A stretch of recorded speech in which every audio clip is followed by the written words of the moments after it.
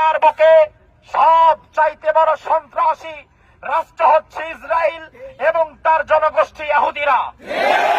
সন্ত্রাসের সাথে কোন আপোষ চলে, সন্ত্রাসের সাথে কোন সমঝোতা চলে, সন্ত্রাসের সাথে কোন নমনীয়তা চলে, সন্ত্রাসের সাথে শুধু চলে জিহাদ, সন্ত্রাসের সাথে শুধু চলে জিহাদ।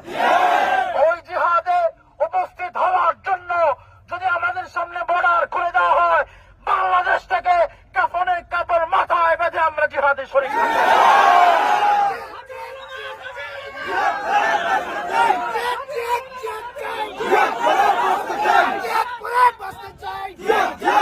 আমি আপনাদেরকে শেষ কথা বলে দিতে চাই, বর্তমান ফিলিস্তিনের পক্ষে যদি আপনারা থাকতে চান, আমি আপনাদের কাছ থেকে শুনতে চাই, আপনারা কি ফিলিস্তিনের পক্ষে থাকতে চান?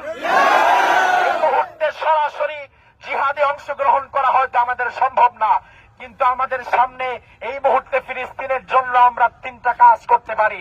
এই 3টি কাজ আমাদেরকে মানতে হবে, পারবেন?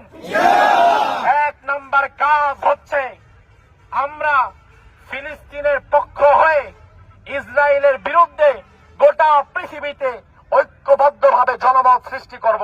এই যে আমাদের পথসভা, এই যে আমাদের মিছিল, মিটিং, স্লোগান, সবকিছু আল্লাহকে খুশি করার জন্য, ইসরায়েলের বিরুদ্ধে জনমত গঠনের জন্য, ঠিক কিনা?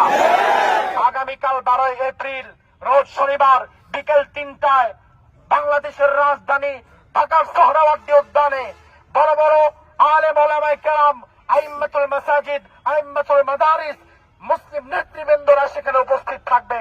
আমরা সবাই ঢাকায় আগামীকাল 3টার দিকে উপস্থিত হয়ে সোহরাওয়ার্দী উদ্যানে আমরা 3টার আগে চলে গিয়ে সেই পথযাত্রায় আমরাও শরীক থাকবো ইনশাআল্লাহ।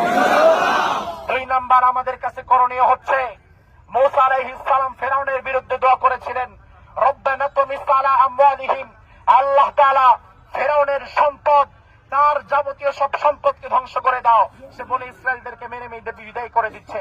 এতেই প্রমাণ হয় দুনিয়ার জালিমদেরকে যদি আমরা দুর্বল করতে চাই, প্রথম আঘাত হানতে হবে সেই জালিমদের অর্থনৈতিক ভিত্তিতে। যদি আপনি মনে করেন আপনি ইসরায়েলের বিরুদ্ধে ফিলিস্তিনের পক্ষে অবস্থান নেবেন, তাহলে এই মুহূর্তে আপনার সামনে সবচেয়ে বড় কার্যকারী উপায় হচ্ছে আপনাকে ইহুদি ইসরায়েলের পণ্য বয়কট করতে হবে। আপনারা পারবেন? ফিলিস্তিন পক্ষ থেকে ইসরায়েলের পণ্য বয়কট করতে পারবেন? আমরা আগামী জুমা থেকে, জুমার পরে দোকানে দোকানে আমরা আশেপাশের মসজিদ থেকে আমরা বের হয়ে যাব। বের হয়ে আমরা যেই দোকানে ফিলিস্তিনের বিপক্ষে ইসরায়েলের পণ্য পাবো, প্রথম আমরা 2-1 বার তাকে বোঝাবো।